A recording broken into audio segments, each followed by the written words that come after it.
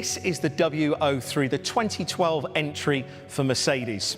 One thing that's striking about this season, of course, was the regulations and the design of the nose cone. And straight away you can see the W03 really does stand out. It was also the last time that we used the 3D star on the front of the nose. But if you thought that tyres were a topic of discussion this season, then back in 2012, we were also having problems. And it was with the rear tyres that were overheating.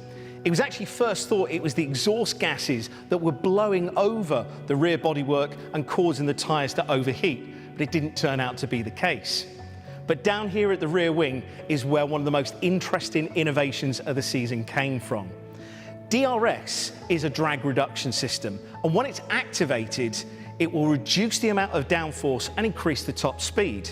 It's great if you can do that on the rear wing, but what if you could do that on the front wing? The designers channeled the airflow from the rear wing through the chassis of the car and down to the front wing, which stalled it and created the effect known as double DRS.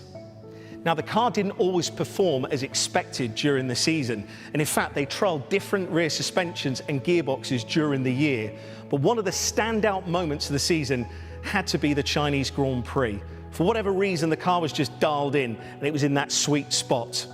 Hopes were high for a 1-2 finish, but during a pit stop, there was an issue with one of Michael's rear tyres, and unfortunately he had to retire.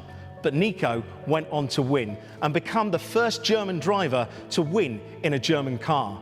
But more importantly, it was the first time in 57 years that Mercedes Works team had stood on the top step of the podium. And it wasn't just a success for the Works team. It was also a success for Mercedes power. Every single one of the drivers on the podium that day was powered by Mercedes. Nico, Jensen, and somebody who would get to know very well, Lewis Hamilton. At the end of 2012, it was decided that Michael Schumacher was going to retire for the second and final time. After an incredible 7 championships, the team were honoured by giving him his final podium in Formula One at the European Grand Prix in Valencia. But the car and the chassis that I'm stood next to now is the car that Michael drove in Interlagos, Brazil, the final car that he drove in his illustrious career. Michael was pivotal in putting down the foundations for the team to build their future successes in the seasons to come, and was also an incredible mentor for the young Nico Rosberg.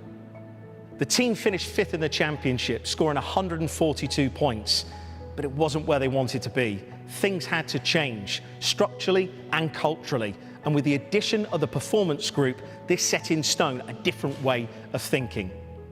Next time, we're going to look at some of the big name additions to the team: Niki Lauda, Toto Wolff, and Lewis Hamilton.